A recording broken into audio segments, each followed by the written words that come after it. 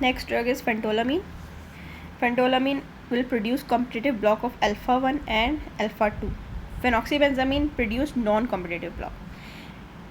4 hours after a single injection, okay, duration from its effects are very similar to phenoxybenzamine, but it is used in the diagnosis and short-term management of pheochromocytoma, catecholamine tumor cells. It is also locally used to prevent dermal necrosis following extravasation of norepinephrine. It is used to treat hypertensive crisis when clonidine is abruptly withdrawn.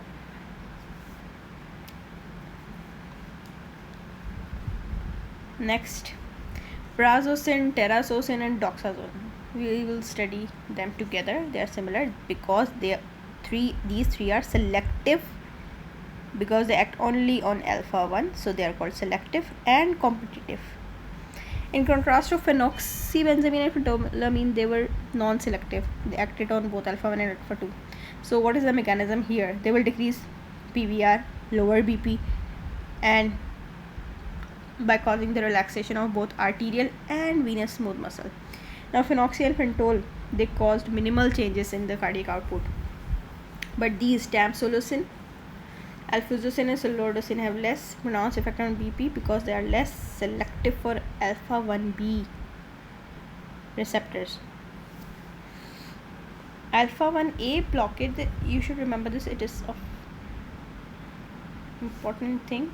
It will decrease tone in the smooth muscle of the bladder, neck and prostate and improves urine flow, and these are used, and many questions will also arrive from here. Therapeutic uses. Individuals with high BP will be treated from one of these drugs. First dose may produce orthostatic hypotensive effect, and this is also called first dose effect. These drugs may cause improvement in the lipid profiles and glucose metabolism in hypertensive patients. Now you can see this first dose effect, orthostatic hypotensive response. Adverse effect, it may cause dizziness, lack of energy, nasal congestion, headache. You can see these are the adverse effects: orthostatic hypotension, tachycardia, dizziness and headache, sexual dysfunction.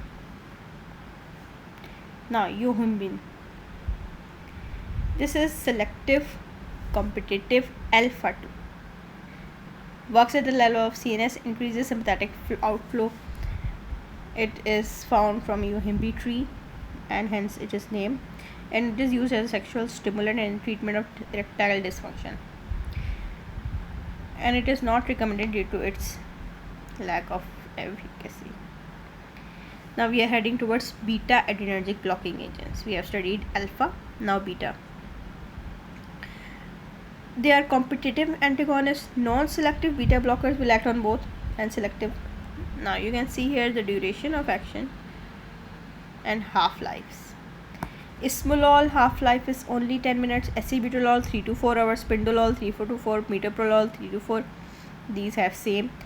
Propranolol and timolol and labetalol 4 to 6 hours, carvedilol 7 to 10 hours, nadolol and nebivolol, they are high.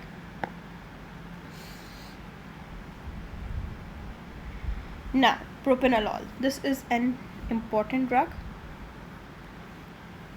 non-selective beta antagonist.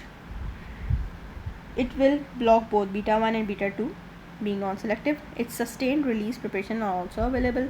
Non-selective beta blockers, including propranolol, they will block the actions of isoproterenol. This beta agonist, this is also beta 1 and beta 2, it will block this. Now in the presence of beta blocker, isoproterenol will not produce any cardiac stimulation or any reduction in arterial pressure or diastolic pressure. Now actions. What does propranolol do in cardiovascular? It will diminish cardiac output, and it is both negative inotropic and chronotropic effects. It directly replaces SA and AV node activity, and it will result in bradycardia. Exercise or stress, when sympathetic nervous system is activated, these beta blockers will increase in heart rate. Cardiac output, workload, oxygen consumption are decreased by beta 1 receptor, and these effects are useful in the treatment of angina. Beta blocker are effective in supraventricular cardiac arrhythmias. Now you can see here its effects, its actions based on the receptors. Propranolol will act non-selectively beta 1 and beta 2. Beta 2 bronchoconstriction and reflex peripheral vasoconstriction. It will increase the rate and force and decrease cardiac output. And these drugs, acebutolol, atenolol, metoprolol, they will only act on beta 1. Okay. Now actions of propranolol. Peripheral vasoconstriction, it will cause vasoconstrictions. How? What is the mechanism?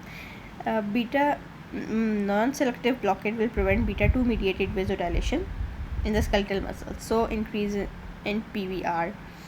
Reduction in the cardiac output produced by all beta blockers will lead to decreased BP and reflex peripheral vasoconstrictions. Reduce blood flow to the periphery with hypertension. TPR will return to normal and decrease in long-term use of propranolol. Now bronchoconstriction by beta 2 receptors in the lungs, and it will cause contraction of the bronchial smooth muscle. Therefore it is contraindicated in COPD patients. Beta blockers, especially non-selective, are contraindicated asthma and should be avoided. Disturbance in glucose metabolism.